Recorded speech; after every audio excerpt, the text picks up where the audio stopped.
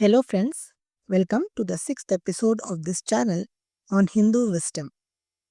This episode is about the four Mahavakya and Adwait Siddhant of the Hindu culture.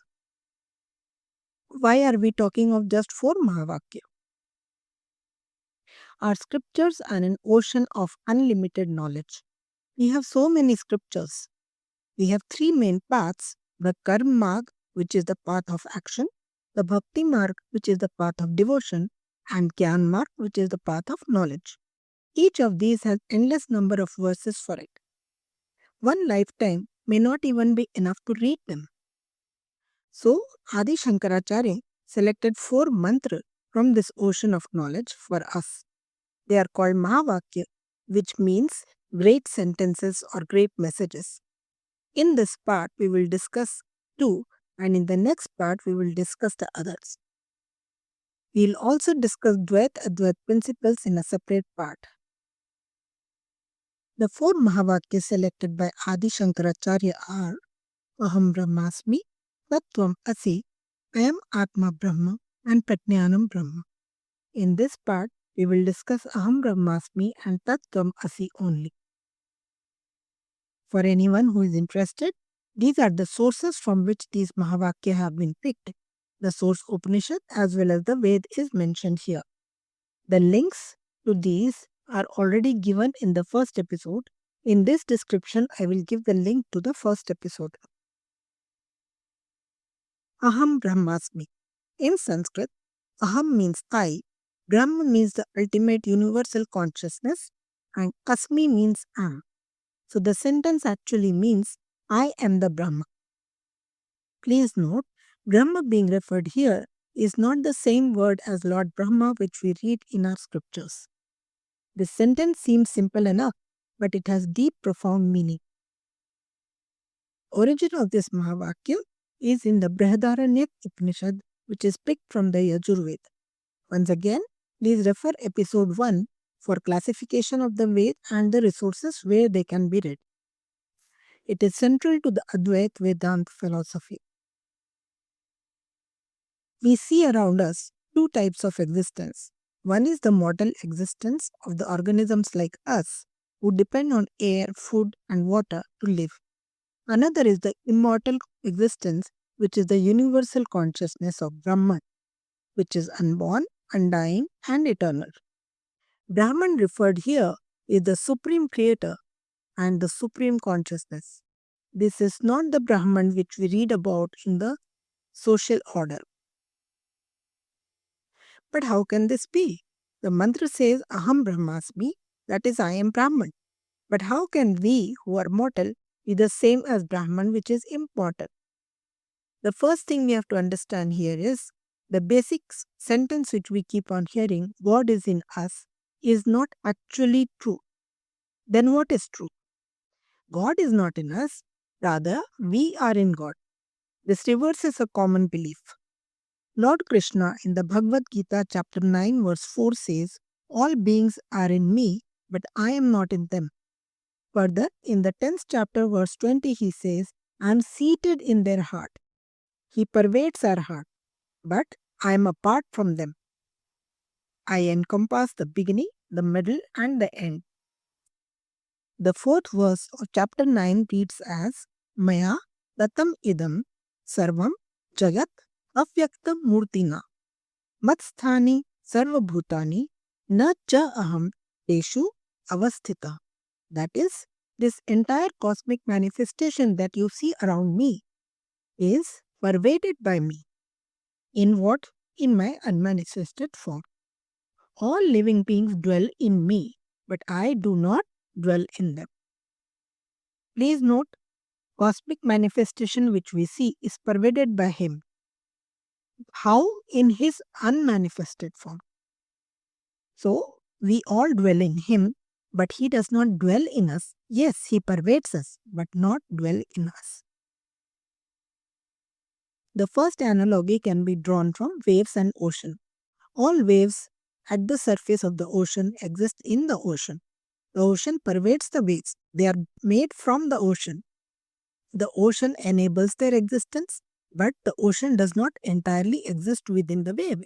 Even if the wave is not there, the ocean is still there. Similarly, we live in Brahman. Another analogy is about fish and water. Fish exist within the water. The water pervades the body of the fish. Of course, there is water in our body also, in the fish body also. The water pervades their body, it enables their existence, but water does not entirely exist within the fish alone. Similarly, we live in the Brahman. We have to understand the body is temporary and we must move beyond the limitations of the physical form. Life is a series of experiences. Our body keeps on changing constantly. We were once 6 years old. When we became adolescent, we became youth, we become middle-aged, we become old, etc. But body keeps on changing and changing and changing, but we remain the same. Body cells keep getting replaced. Our skin cells get replaced every few weeks. Our red blood cells roughly in 4 months, etc. A blood donor may give blood to another person and the person does not change. What remains is our awareness, the experiencer who is experiencing everything. To experience anything, there must be a subject, that is the self, and the object, what the self experiences. If we are not the body, then who is that I? That I is the experiencer.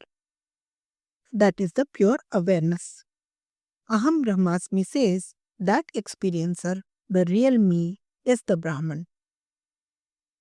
Brahman experiences itself, like we study in science that we are made up of atoms, and we as individuals study atoms in physics. So, everything arises from the Brahman, and Brahman experiences itself through our bodies. This opinion is different from the Sankhya Darshan. Hinduism does not compel every follower to believe in any common approach. It gives numerous options for the followers to choose from. The ultimate oneness as per Adwait is Aham Brahmasmi. The subject and object are both part of Brahman. Nothing is separate. Science asks, is consciousness produced by our biological brain itself? Or is consciousness something separate and fundamental which activates our biological body? Philosophy and physics overlap here and this question is constantly raised everywhere. Advait starts with the assertion that everything and everyone is Brahma himself. We have to understand that knowing itself is meaningless. Living the truth of any sentence is the real journey. And next we will go to the next Mahavakya, which is Tat Tvam Asi. We will explore the next two in another part of this episode. Tat Tvam Asi. Tat means that in Sanskrit, Tvam means you in Sanskrit, and Asi means you are. So Tat Tvam Asi means that is you. You are that. There is no difference. The source? This sentence comes from the Chandogya Upanishad. This is seen inscribed at the Sabrimala temple entrance. At the entrance, it reminds the devotees, you are the truth. Devotees perform a 41-day strict fast of very strict discipline before entering the temple. After climbing the steps to the temple, they see this truth inscribed at the entrance. Who said it? Setudalak said this to his son Shvetaketu. There was a dialogue between them about the essence of existence. Setudalak sent his son to study the Vedas. When Shvetaketu returned, he was very knowledgeable, but his father noted that he has obtained more of an arrogance that I am knowledgeable. Setudalak thought, I will test my son's knowledge, and he asked him, have you learned that by which everything can be known? The son answers, no. There is no such thing I have heard of. Setudalak explains to him, taking examples. First, he takes the pot and clay analogy and says, if you understand everything about clay, all properties of clay, then you can recognize the properties of anything made from clay. Whether it is a pot or anything else, you can understand its properties because you know the properties of clay. Similarly, with Brahman. Another example is gold and ornaments. If we know all properties of gold, we will understand properties of all the jewelry made out of gold. If we know Brahman, we will understand everything about the creation. Shankaracharya defined Tat as that is the Brahman, that is the absolute cause of the universe. The meaning of Tvam is you, as in the Jiva, the individual being which is finite and limited. Brahman was referred by Shankaracharya as the absolute cause. As per Adwait, Brahman is both the material cause as well as the instrumental cause of creation. Before this, in Sankhya, we saw that there are separate causes, that is Purush and Prakriti. Purush is the instrumental cause and Prakriti is the material cause. But as per Advait, Brahman is absolute, that is both material and instrumental cause. Once again, I repeat, Hinduism does not compel all followers to follow one particular belief. It gives options and choices. The Advaita interpretation is once we remove attributes and ego, then Jeev and Brahman are absolutely the same. There is no difference between them. For example, if air is inside a balloon and the air in the room, the air is the same. Once we remove the covering of the balloon, there is no difference between the air inside the balloon and in the room. Vishisht Advait says this in a different way. Vishisht Advait says Jeev and Brahman are similar but they differ in attributes and we cannot remove the attributes. They are not removable. They are forever. In Sanskrit, we have a rule saying that two terms which can describe the same object but they will be viewed from different angles. For example, the lady Sita is named as Janaki also, Sita also.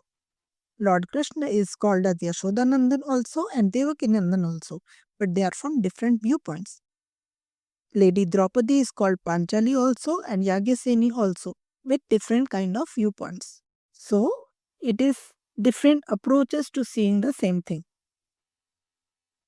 So, apart from Advait, the other interpretation, Tat is the infinite Brahman, Tvam is the finite Brahman, and they are described differently from different perspectives. Advait says both are absolutely the same. Dwait says they differ in attributes. So, they give us two paths to the same truth. Both lead to oneness. But why do we need another Mahavakya? Tat Tvam Asi prevents ego after misunderstanding that Aham Brahmasmi, so I am the greatest and no one is as great as me. This will lead to true unity. Helping others is the same as helping ourselves and hurting others is same as hurting ourselves. Vishisht Advait, Shuddha Advait, etc. are different ways of thinking and different schools of the Vedanta. Thus, Tat Tvam Asi reveals a deep unity of all existence. I thank you for joining us in this episode. This is the first part.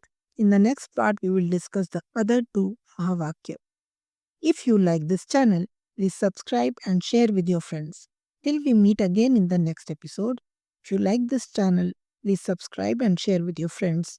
Jai Shri Sitaram, Jai Shri Radha Krishna. Namaskar.